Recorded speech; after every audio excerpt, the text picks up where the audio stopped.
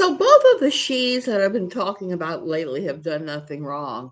I just ran across this going through some of my Stevens ministry notes and different books and things and thought it was an interesting take. Um, so I looked up online the original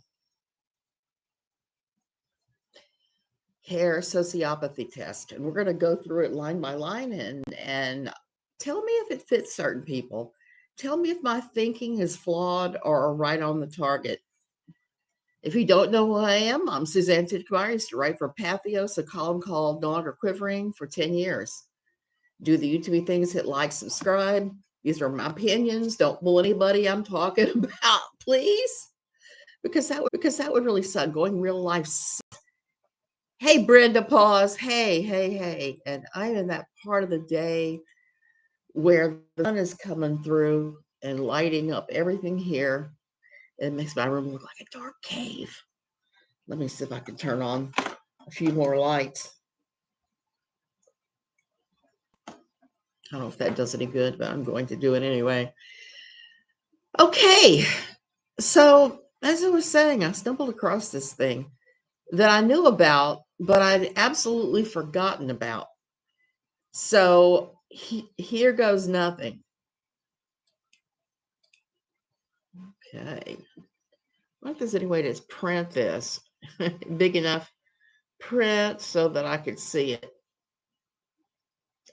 Okay, the original Hare Psychopathy Checklist was a psychological assessment test designed to assess the presence of psychopathy in individuals.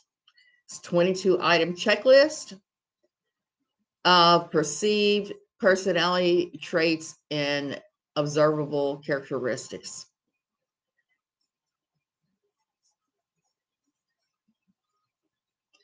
So this has been updated a few times, but it was developed in the 1970s by a Canadian psychologist by the name of Hare, with the help of a psychiatrist in the United States.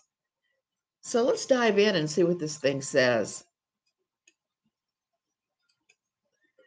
And also, like I said, just keep in mind that everybody has weirdness about them. One of the things that I don't really like about modern life is that everybody likes to throw around the word narcissist. Narcissist, there are people who are narcissists, no doubt. I actually know some of them. So narcissist is one of those things that everybody throws about, but most people they're saying it about aren't actually narcissists. But the other thing I wanted to say about that, hey, love my grands, low country of South Carolina. Now I love that part of the world. Where was I? I was talking about people throwing narcissist around and how it kind of actually cheapens the word. That's the same thing as throwing the word CULT around. That cheapens it as well. And there aren't that many places that I actually consider a CULT. Now, high demand religious organizations, yeah, I'm all down with that. There are so many of those places throughout. But the thing I wanted to say about all this diagnosing people, and that's why I'm reluctant to say, oh, so-and-so is 100% this or that, because I don't know. It's like Michelle says that she has been diagnosed with, what is that? The personality disorder. And I don't doubt it. But I also don't doubt there are other things going on.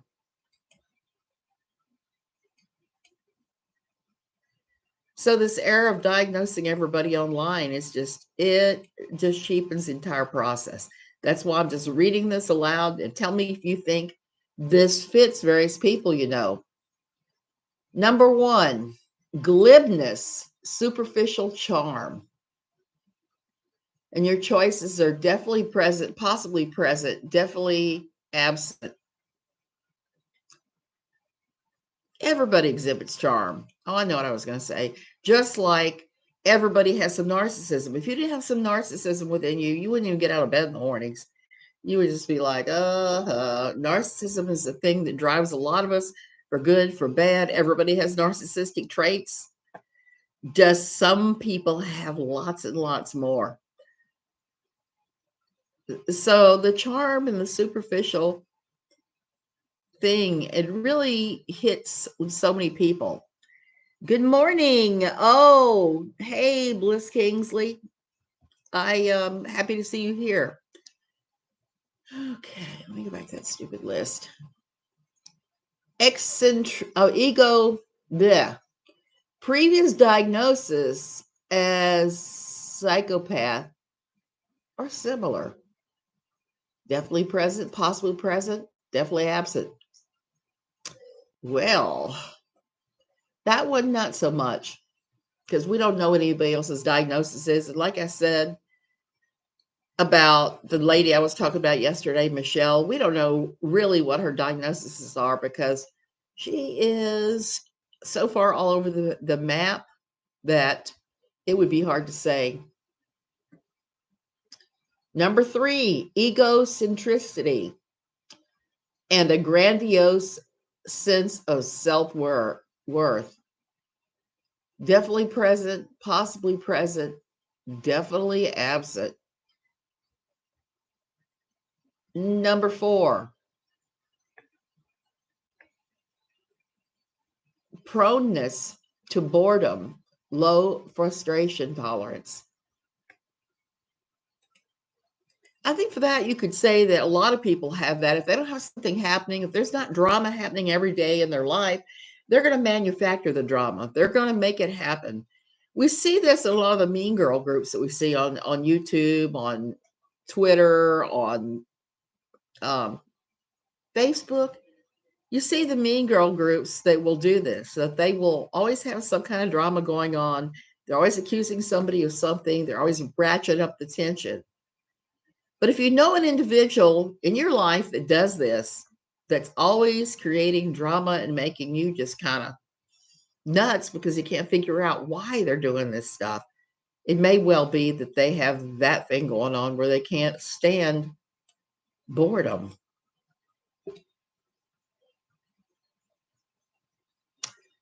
Pathological lying and deception. Definitely present, possibly present, definitely absent. Ugh.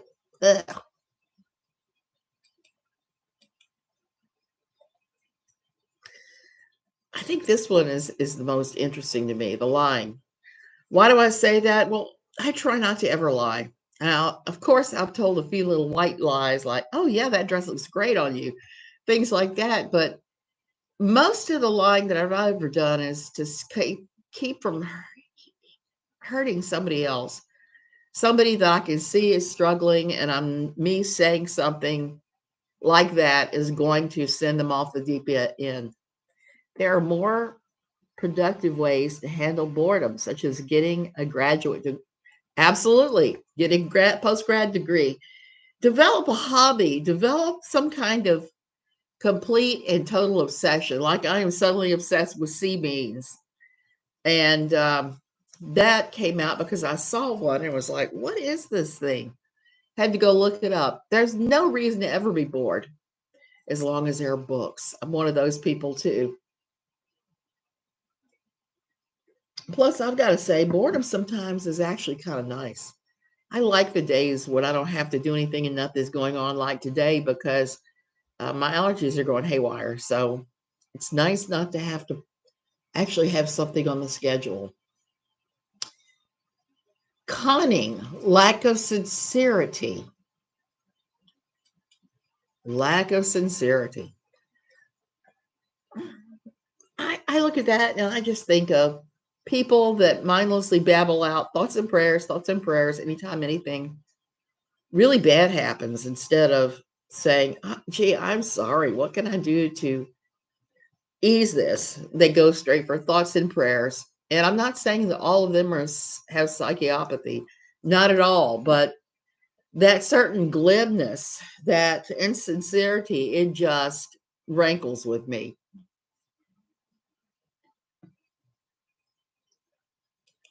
Okay.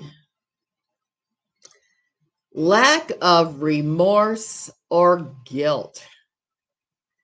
How many times have we seen in the YouTube community people make horrendous wrongs, mistakes, and rather than admitting it and saying, hey, I was wrong about that. Here's my apology. They just keep on, keep on, keep on.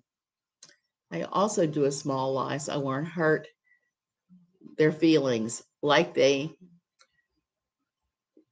cooked something but didn't taste good, and it was good because they worked hard on it. Yep. I'm so full of allergy pills that I forgot which one I'm on. So you're gonna have to bear with me a minute. I'll go back. Oh, I was talking about apologizing and feeling guilt, appropriate guilt. The reason I say appropriate guilt or remorse is because it's evangelical, non-denominational, high-demand religious groups thrive on the guilt and the shame they can put on you. And the thing is, a lot of times they're guilting you for things you have no real control over, number one. And number two, they're not really things to be guilty over. But on the other end of the spectrum, you have these people that they never feel remorse, they never feel guilt, even when they're proven in the light of day to be 100% completely wrong. They just completely steamroll right over that and keep on going. Thoughts and prayers for Kevin McCarthy. Oh, for the public humiliation he is getting. I know.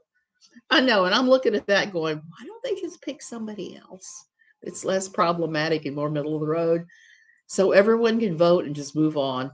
That's just me. Lack of effect and emotional depth. This one always kind of blows my mind. I think the best example I can give of that is, I don't know how many of you guys have looked at the videotapes, date myself, the videos of Chris Watts, the killer, when he's talking about his wife and kids and them being missing and everything else like that. He shows just no reaction, no nothing. And I know sometimes people with autism come across that way. So it's not a hard and fast rule, but I would say that if you are around somebody that consistently behaves completely inappropriately in situations, and I'm not talking about it inappropriately as they break down and cry or they have the pseudo-bulbar effect. I'm talking about people who watch these things. Like example, the other night when that young man collapsed on the football field, my husband and we were both horrified. We couldn't get over it. We stayed up till like 1:30 in the morning talking about this. We were both affected by this, even though, like I said, I don't like football, but I have nothing but compassion for somebody that has such a horrible thing happen to them in the eyes of the world. Somebody who can't feel empathy and can't express it. They're just completely emotionless acting. You have to be aware of those people because 20 of them want someone who is more extreme. Well, a lot of times people do. And sometimes, like I said, sometimes people who are autistic don't have reactions, and that's fine. That's who they are. But at the same time, I just can't. I can't get down with that after the other night. Like I said, I think it's a pretty good litmus test if you are horrified by things and it disturbs you enough that you have to talk to somebody about or express guilt, or not express guilt, express sorrow. Okay. Number 9, callous, lack of empathy. Very similar to number 8. So I guess I don't need to go over again how not having empathy is a huge red flag. Number 10. This is the one that really makes me laugh, and makes me think that more people on YouTube actually fit this psychopathy profile. You know what it is? A parasitic lifestyle. Somebody that refuses to work, that they say, this is my job, or they're e-begging. All of that fits into this category. Somebody that isn't willing to make the money for themselves. I've said this before. I'll say it again. I am not afraid of work. I'm not afraid of flipping burgers if that's what I needed to do to keep a roof over my head and everything else. But there are a large number of people that think the world owes them money for doing nothing, that fit this profile, that fit the parasitic lifestyle. Number 11, short-tempered, poor behavior controls. Red flag. Red flag. Even though I will say this, you have to also look at the person and see what they're going through. I have been rather short-tempered since I had my stroke, because it's like having the insulation on the wires of your mind are just stripped away. And so you got a lot of sparks and anger and overreaction sometimes. So this is a biggie, but it's not as determinative as some of these other things, I don't think, like the lack of empathy. Number 12, promiscuous sexual relations. Somebody talking about working as an escort may have that gone on. I don't know. And the other one definitely does not. She's not doing any of that. Sexy times, even with her husband. Early behavioral problems. That one we don't know. This one always makes me laugh. Number 14, lack of realistic long-term plans. That's someone that has very poor impulse control and just kind of going all over the place. And they can't plan ahead to see the goal in the future. And there are a lot of times where you're going to need to have that goal and keep your eyes on it. I've talked many times about the years that we had 2 kids in college at exactly the same time. And I worked like 3 jobs and my husband worked 2. So there was that. And the only way I made it through was knowing that at the end of this, I was going to have 2 kids with post-grad degrees that could get jobs. So it made every awful thing worth it. But if I was suffering from sociopathy, I would be saying, well, that's their problem. That's their problem, not a me problem. Impulsivity. What I was just talking about. If you're an impulsive person and you can't control your own impulses, this is where you end up. You end up with these lists, because that's not a good thing to have. And I've started to learn about myself and the impulsivity I have. A lot of times I feel like reaching out and doing something, and I make myself sit on it for 24 hours. The other one claims to be bi, but has stated that she doesn't have sex with women or men either, apparently. Joyfully unavailable. And I wonder about the marriage of that one, because I don't see how you can be joyfully unavailable with your spouse unless there's something like a medical condition, like maybe someone just can't do it anymore because of various medical things. But I can't see that, because if you withdraw from physical intimacy, you're going to affect your actual intimacy that has nothing to do with sex between the two of you. 16. Oh, this is one of those conviction ones, I think. Irresponsible behavior as parents. How many times with some certain bad YouTubers have we seen that they don't give a rat's patoot about their children while claiming they do? Involved parents don't have to talk that say that they're involved. You can see it, you can see what they're doing, you can see that they're the involved parent.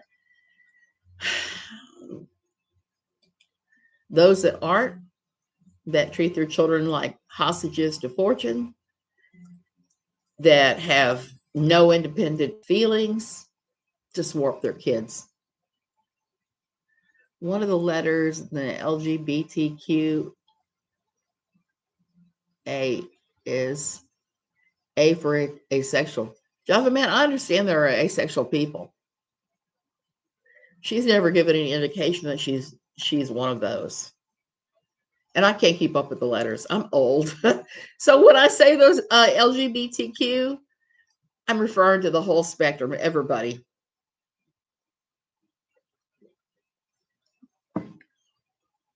The whole spectrum of things that are not 100% on the bubble, if you know what I mean. Hey, Prairie, there seems to be new letters every day. There are. And I don't blame them. They want their sexuality acknowledged. And I think that's a healthy thing. It's a healthy thing to acknowledge that stuff. Frequent marital relationships. Okay, that one I'm not too sure of if they mean that this person goes from marriage to marriage to marriage, which right now I'm reading the book by Deborah Newell. She's the lady that was the main character, the main female character in the show Dirty John. I've seen her on Dr. Phil a few times. She's got like this pile of marriages, and many of them went south within a month or so. And I'm just not buying all of her excuses for that, why that is. Because when I see somebody that's hopping from marriage to marriage to marriage, I'm thinking there's something primarily wrong with that person. There's something that they're seeking out and not finding in other people, when the thing they probably need to be doing is going into therapy to learn the why and the how. All adults of all persuasions need to let kids be kids. Uh-huh. Yep, that is your TED Talk. That is exactly right. They do. They definitely do.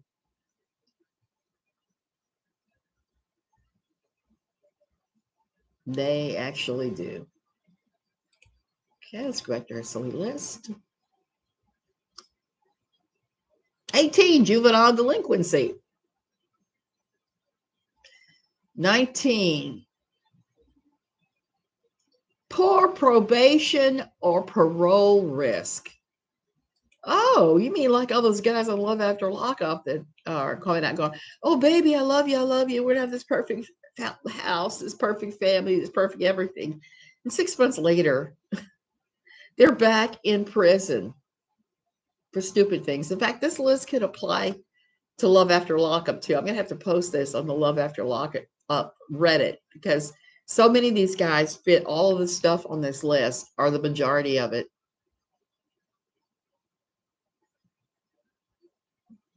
Go back.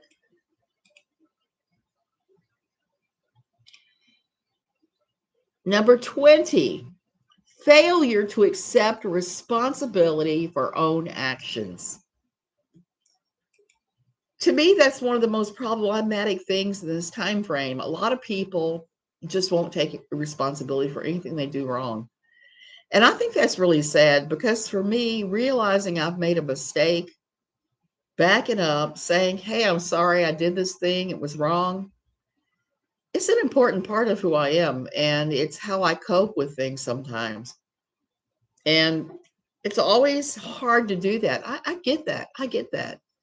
That's why when people were throwing rocks at me for accepting Roadhog's apology, I was like, what are you talking about? People who can apologize actually have the ability to learn from their own behaviors, breathe in, breathe out, move on, and make a change, and not do that again.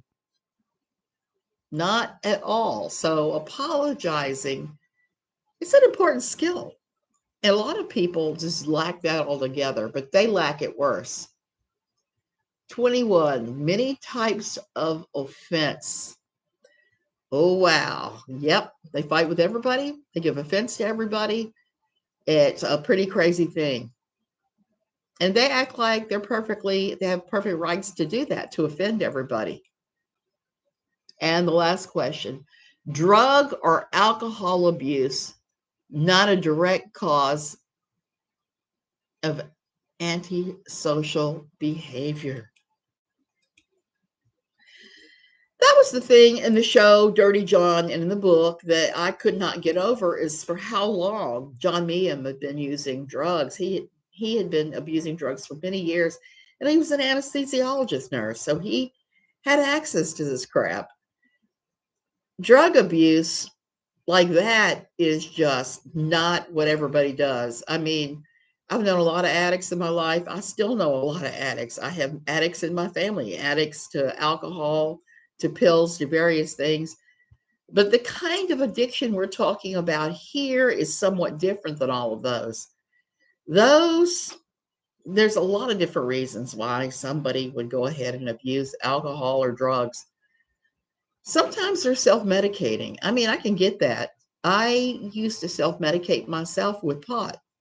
I no longer do that, but I do have a medical marijuana card. I use it very infrequently. It helps with the asthma, actually. I mean, it really helps. I said that earlier. If you can't, you can have high tea with Roadhog if you want.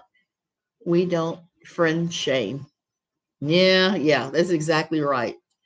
And while I don't think we're able to have high tea together, because I don't think he does that.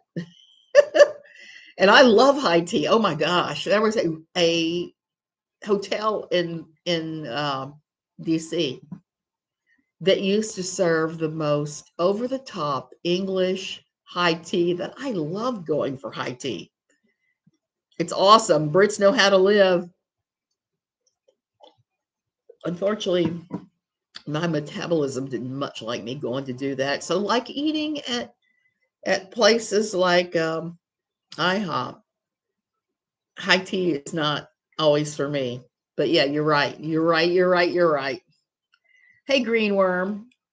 So all of these things are just pretty crazy. And I'm getting ready to put the list. I'm going to put a link to the list in the description so that you can look and ponder these things. I think for me, I'm going to bookmark this thing and return to it when I start having problems with people. Like right now, I've got some people from Jim's side, my husband Jim's side of the family, who are questioning me or questioning him about why I'm going to see my mother. And I really don't want them to know a darn thing. And why? Because their spouse hits all of these. She just does. And I've knocked heads with her enough times now to know that to give her any information about my life is dangerous.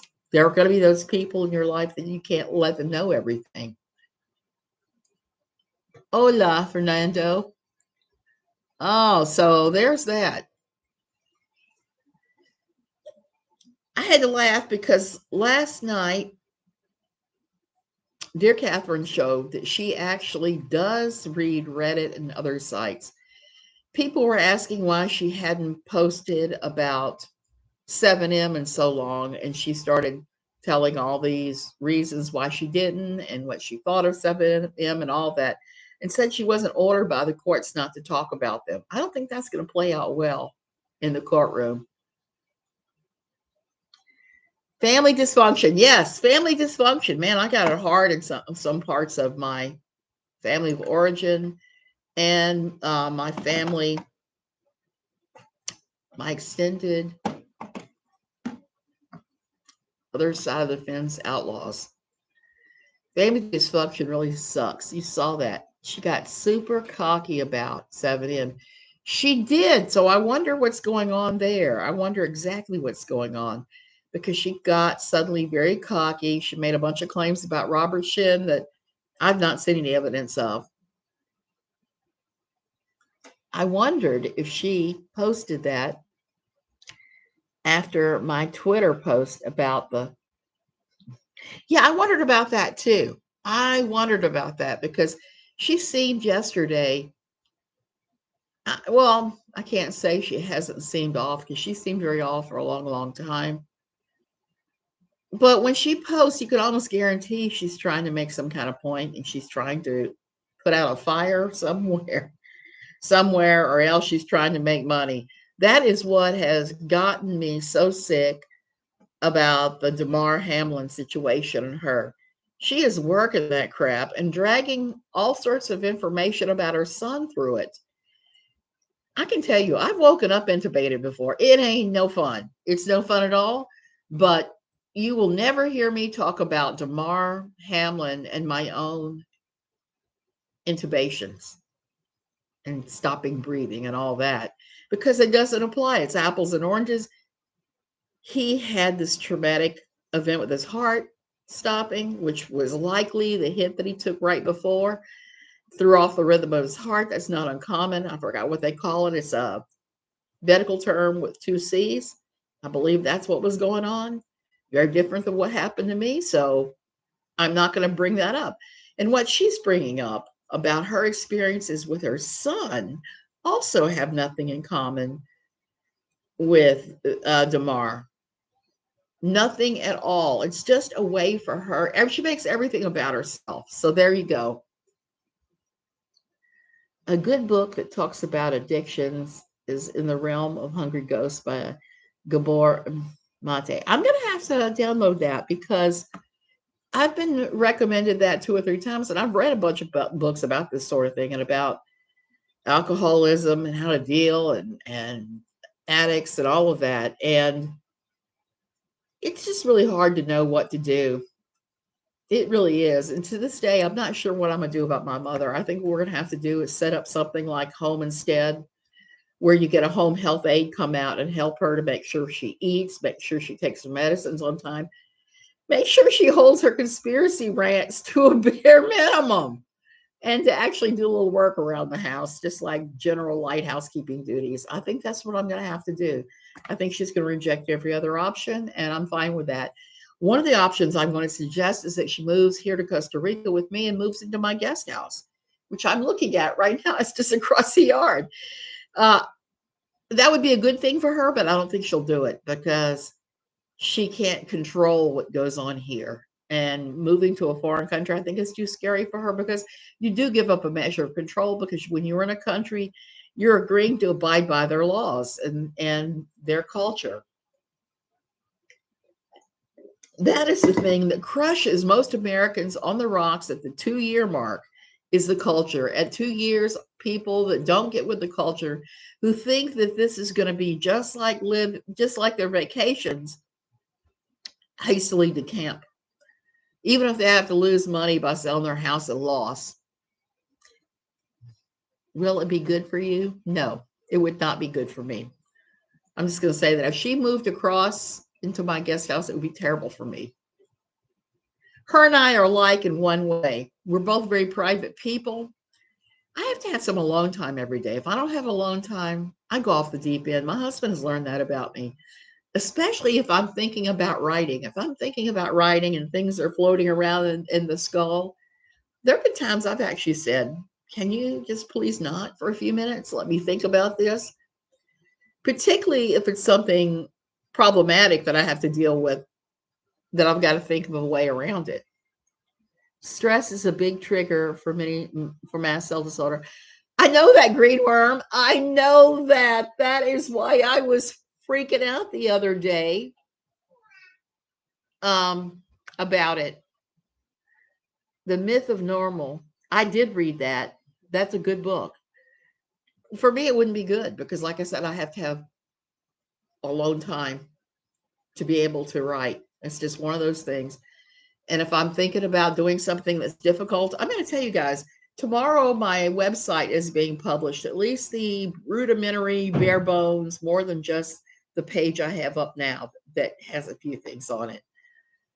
I started a website because I'm getting ready to launch my book. And at the same time, I discovered that No Longer Quivering is unlisted at Pathos, along with every other non-religious column. We're all unlisted. And Pathos has taken the unprecedented step of just showing faith, not showing non-faith, or why we all have non-faith. And when I saw that, I was disgusted and upset. But since then, it's actually been good because I've been going through my pieces one at a time, pulling them off, renaming a few of them, and editing like crazy. Editing. because I don't want the entire archive to be gone. I don't want everyone from about 2009 to about 2016, 17. I didn't write much. I wrote maybe a paragraph in explanation before I shared like a post by Nancy Campbell. I would explain why something was toxic or something. And I edited everybody else's writings, but I didn't have too many writings of my own. So it's going to take me some time to move my archive over there. Divorce helped reduce my swelling episodes. Ooh, now that's interesting. Oh, smart move. I'm anxious to read it. Post your link on Twitter. I will. Tomorrow, the link will be here in my description because, oh, thank you. She is a pretty girl.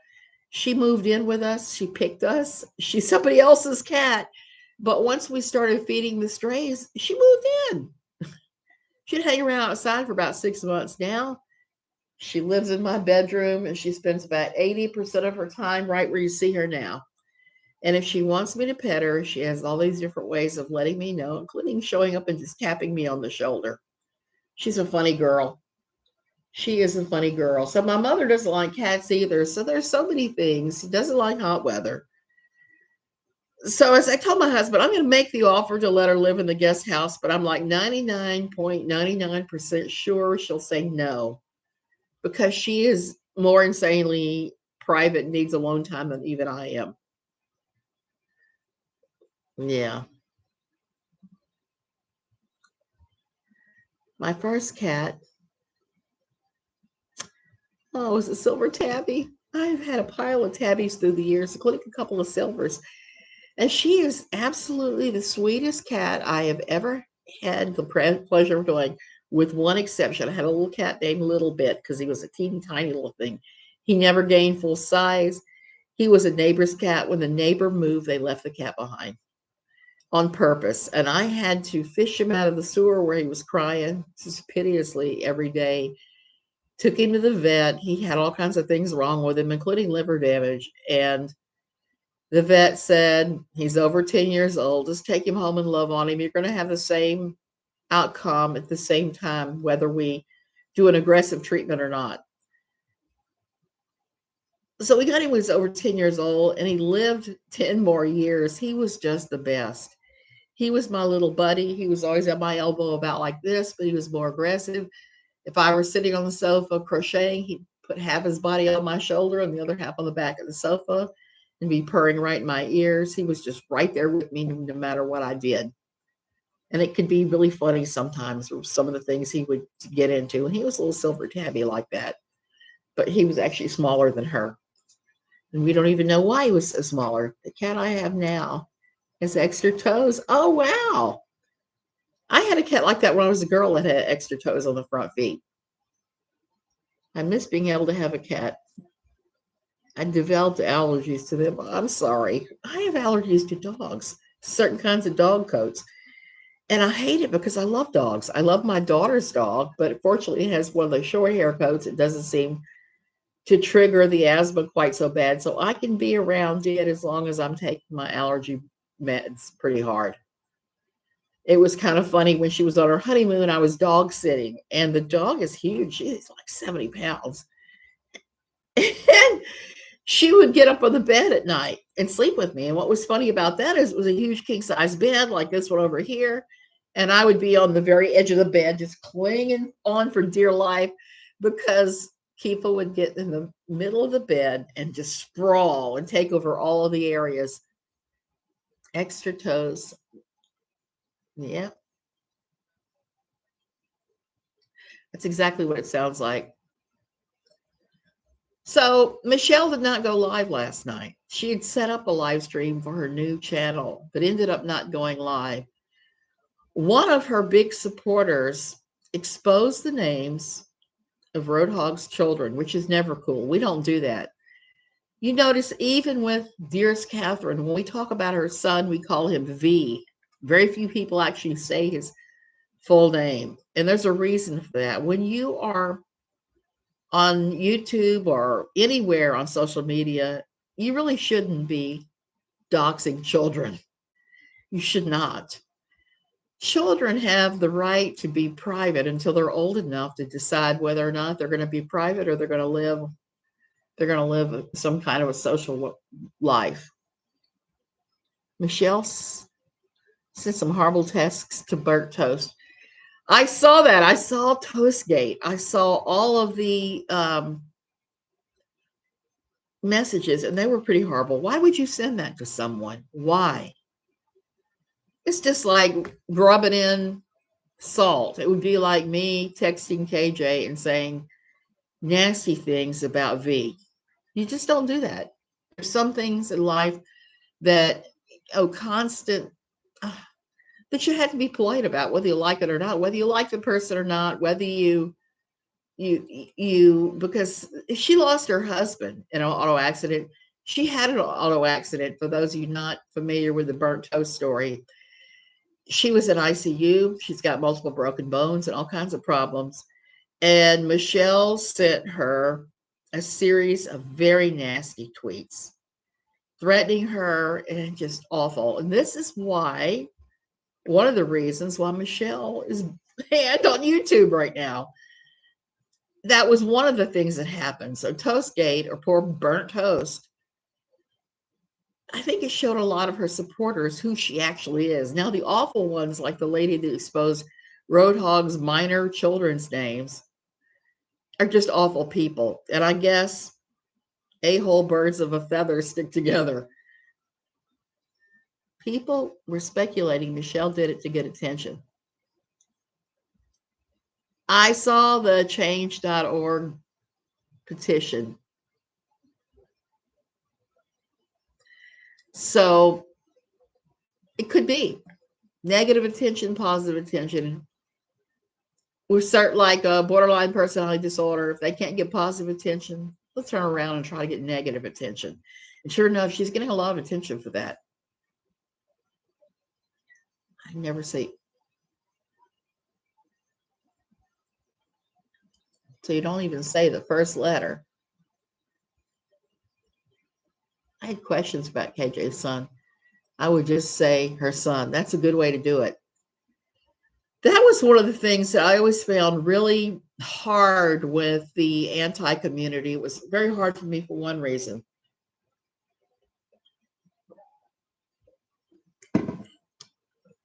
People accusing her of Munchausen's syndrome by proxy and accusing her of faking his heart surgery. I can tell you, she did not fake his heart surgery. That happened. I saw so many pictures of that poor child immediately post-op that she sent to me, because her and I were still talking then. And I just thought it was odd that there was a work friend, and she was reaching out to me over and over and over that day and texting me about Vaughn's surgery. And it was a bad thing. It was not an easy thing to do for her. And I tried to prop her up as best I can, because I can only imagine what that's like. My daughter never had to have a surgery except once or twice, and it was not heart surgery or anything serious like that. And that alone was worrisome. So I could just imagine what heart surgery would be like. And for people to be going running around saying, oh, he never had heart surgery. No, he did. I saw that. He most definitely had heart surgery. I'm very suspicious of Michelle popping up and nonsense defending her. Greenworm, yesterday I had a discussion with Steve McRae on Twitter where he said that he did not think Nonsense on the Web was a KJ plant. I think she is. Why? Because look at what happens around her every time there's a lawsuit. Every time there are people that pop up that are suddenly your best buds. She was so eager to go after Molly Golightly after the whole McRae thing with Marvin McRae, that she embraced a number of people who seemed like they're pretty awful. And one of them was Nonsense on the Web. The other was Michelle. And before that, we had Nat in the community doing her thing and going after anybody that opposed KJ. And there have been others that have come and gone too. I don't quite get that, but I'm going to say I think it's not a coincidence. Not a coincidence at all.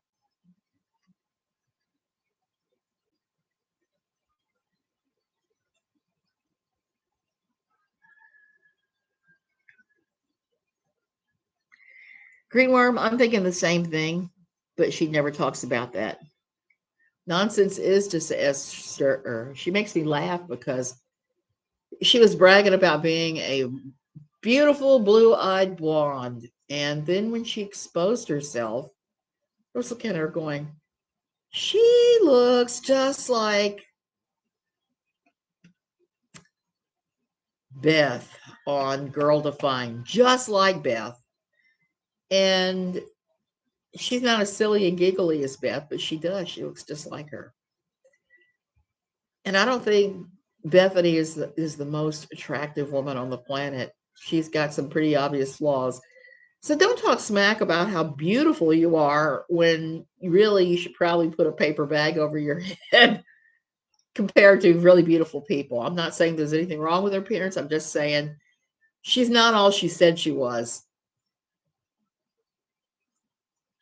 So I think she's an Esther too. And I kind of laughed yesterday. I listened to a lot of Aaron EKC's stream on Nonsense on the Web because I was interested. But the thing is, I was editing the website, so I was like half listening, which has been it's been a really strange, hard time for me because I'm finishing up the book. I'm trying to do the website. The husband had to be rushed for emergency removal of his rupturing gallbladder. We had COVID. We had family come visit. Now I'm having to go deal with this crap with my mother. Please, Lord, no more. Let's just put it that way. They say that God won't give you anything that you can't handle. I'm kind of at my breaking point on so many things. So I'm hoping that I can do some fun stuff when I go on vacation. And maybe I will take some videos and show you guys. There are so many wonderful things to see and do. And I'm hearing that the Mississippi is at record lows. I want to go down there and walk the levee and take a look. I used to love to go down to the levee and walk the levee when I was upset or depressed or anything when I was living in Baton Rouge. There's something about being near the water for me that is healing. I don't know what that is, whether it's Mississippi River or Playa Grande over here. Next week, hopefully, there'll be fewer tourists here and I can walk Grande a few times before I go home.